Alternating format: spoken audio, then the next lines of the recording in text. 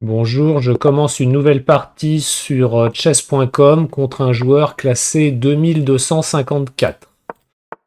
Il me joue une carocane et comme d'habitude, je vais jouer des coups considérés comme inférieurs, mais je ne veux pas rentrer dans la théorie.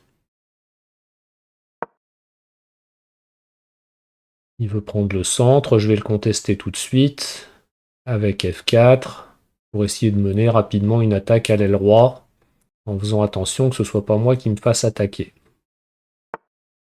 Cavalier D7.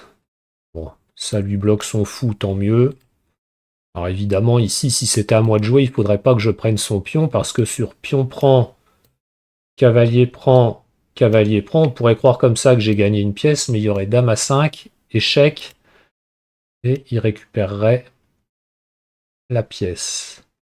Cavalier F6, je vais jouer dame E2. Maintenant, je peux prendre son pion, parce qu'il a plus la même variante, parce que sur cavalier prend, sur dame à 5, maintenant j'ai le coup cavalier C3 et madame étant en E2, elle défend le pion, enfin défend le cavalier qui sera en E5. En E4, je reprends. Petit roc. Je vais jouer D4 pour empêcher son cavalier de venir en C5 et puis je vais essayer de placer mon fou en D3 pour attaquer son roc.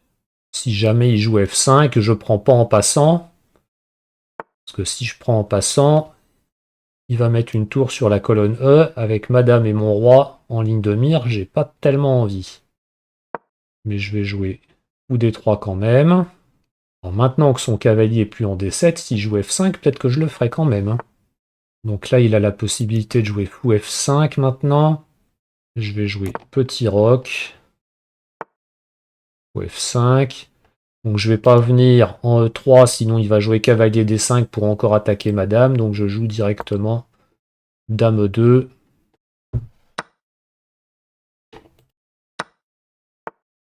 Il attaque mon pion D4. Il faudra que je me méfie de sacrifice en D4 suivi d'un clouage. Donc je vais jouer C3.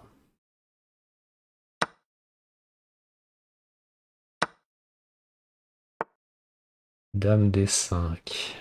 Bon, je vais jouer ou E3 pour essayer de m'opposer à ce fameux clouage. Donc maintenant, c'est ce pion qui est cloué, mais le pion E5 est encore défendu par le cavalier quand même. Je vais jouer B3 pour empêcher son cavalier d'arriver. Et je vais m'opposer à la colonne C. Évidemment, lui, il la veut. Donc je vais changer les tours. Et j'ai bien envie d'aller récupérer un pion par ici. Je vais attaquer son roc. Il y a des faiblesses, il y a des trous. Je vais essayer d'en profiter. Il va jouer tour C7 probablement pour défendre F7. Moi, je vais jouer cavalier E4 avec une menace ici. Donc, il menace éventuellement cavalier prend E5. Mais s'il fait ça, j'aurai cavalier F6. Échec, je prends la dame, il prend ma dame, mais je prends sa tour. Je vais jouer H3.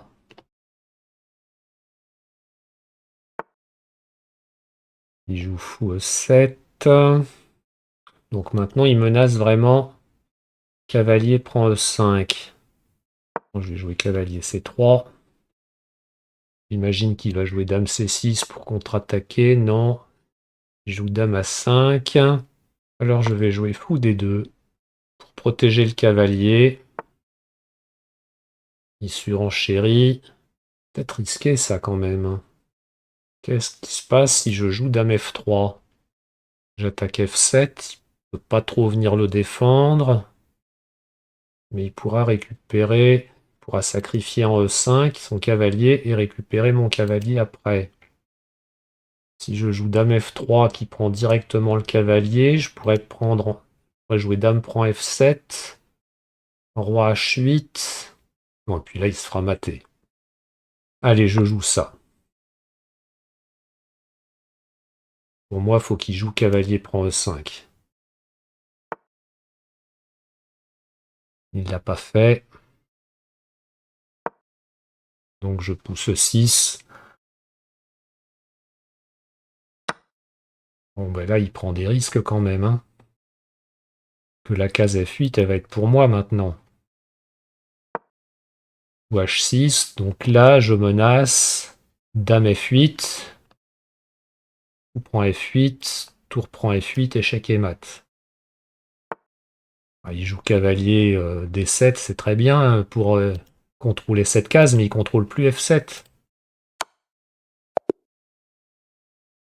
Donc il abandonne. De toute façon, c'est mat imparable avec Dame G7 au coup suivant. Bien, je vous remercie pour votre écoute. À bientôt. Au revoir.